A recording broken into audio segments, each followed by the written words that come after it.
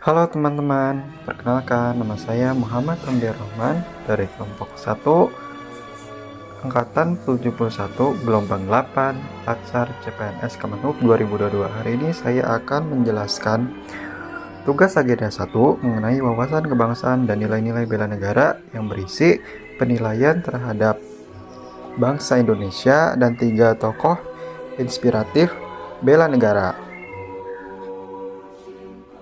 Indonesia merupakan negara kepulauan terbesar di dunia. Luas negara Indonesia sendiri hampir 2 juta kilometer persegi dengan jumlah pulau sekitar 16.800 pulau. Terbanyak 6 di dunia.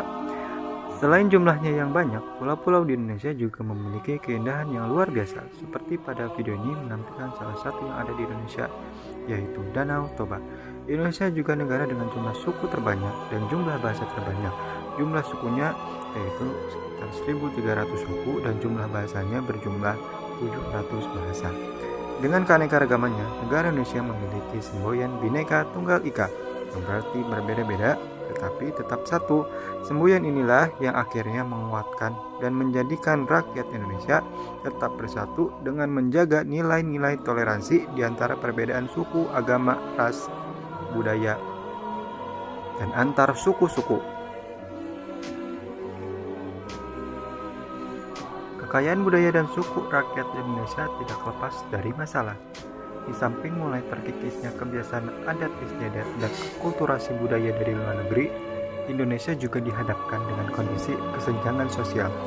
Kesenjangan sosial adalah bentuk ketimpangan antara masyarakat kaya dan masyarakat miskin yang hidup berdampingan di suatu wilayah. Umumnya, kesenjangan sosial terjadi di kota-kota besar.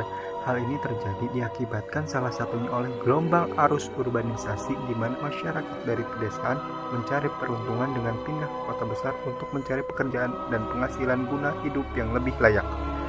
Namun realitas yang ada tidak sesuai harapan. Mencari pekerjaan dan penghasilan di kota-kota besar erat dengan persaingan yang ketat. Tidak adanya latar belakang pendidikan yang baik serta kemampuan atau keterampilan yang dibutuhkan untuk mendapatkan pekerjaan pada akhirnya menyebabkan banyak masyarakat urban ini menjadi pengangguran dan hidup serba kekurangan.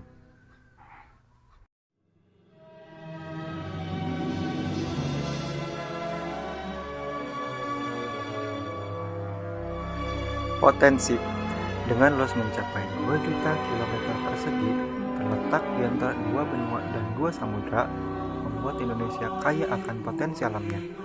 Di samping wisata alam dan budaya, kekayaan alam Indonesia sendiri menyimpan sumber daya alam yang cukup melimpah. Luas hutan di Indonesia membentang 99 juta kilometer persegi dari barat hingga ke timur. Karena hutan yang luas ini, Indonesia dijuluki sebagai paru-paru dunia.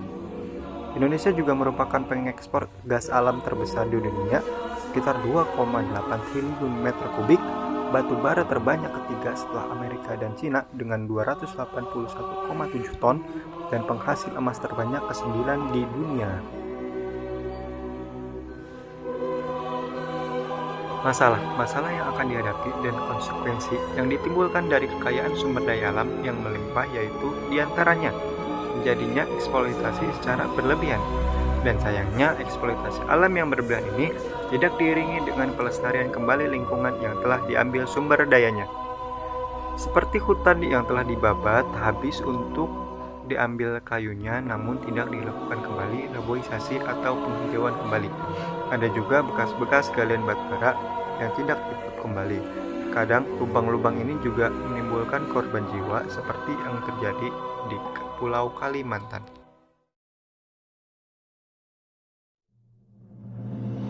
Susilo Bambang Yudhoyono merupakan Presiden Republik Indonesia yang ke-6 sebelum Bapak Joko Widodo. Pada masa pemerintahannya, Pak SBY terkenal sebagai bapak demokrasi di mana tidak ada satupun lawan politiknya yang dipenjarakan. Selain itu, kondisi sosial masyarakat cenderung lebih stabil, ditandai dengan nilai indeks demokrasi yang tinggi, serta jarang terjadi pertikaian antar masyarakat. Indikator bela negara yang saya dapatkan dari Pak SBY setelah dijelaskan yaitu setia pada Pancasila sebagai ideologi bangsa, di mana Pak SBY menerapkan nilai-nilai Pancasila pada sila keempat, yaitu demokrasi, dan Pancasila sila ketiga, yaitu persatuan Indonesia. Prabowo Subianto. Pak Prabowo adalah Menteri Pertahanan Republik Indonesia saat ini. Di samping 2 kali kegagalannya pada pencalonan presiden, Pak Prabowo merupakan salah satu orang yang banyak berjasa pada bangsa Indonesia. Pak Prabowo adalah mantan Jenderal Kopassus dengan pengalaman operasi di banyak wilayah, salah satunya di Timur Timur. Saat ini Kementerian Pertahanan di bawah pimpinannya menjadikan militer Indonesia semakin maju dengan alutsista modern dan kerjasama militer dengan berbagai negara membuat Indonesia semakin disegani oleh negara-negara asing. Indikator bela negara yang saya dapatkan dari Pak Prabowo yaitu cinta tanah air dengan jiwa patriotisme terhadap bangsa dan negara, menjaga nama baik bangsa, dan memberikan kontribusi terhadap kemajuan bangsa dan negara, khususnya di bidang pertahanan militer. Andika Perkasa. Andika Perkasa adalah Panglima TNI saat ini, walaupun saat beliau dilantik sudah tidak muda lagi, yaitu pada saat usia 56 tahun, namun beliau merupakan salah satu sosok jenderal yang dikenal karena rajin berolahraga dan menjaga kebugaran fisiknya. Andika suka menyoroti anggotanya yang kelebihan berat badan dan kurang melatih fisiknya. Andika juga merupakan jenderal yang mempunyai karisma yang tinggi dengan badan tegap, kemampuan intelektual tinggi, serta kemampuan bahasa asing yang baik. Indikator bela negara yang saya dapatkan dari Pak Andika yaitu kemampuan awal bela negara dengan senantiasa memelihara jiwa dan raga, gemar berolahraga, dan senantiasa menjaga kesehatannya.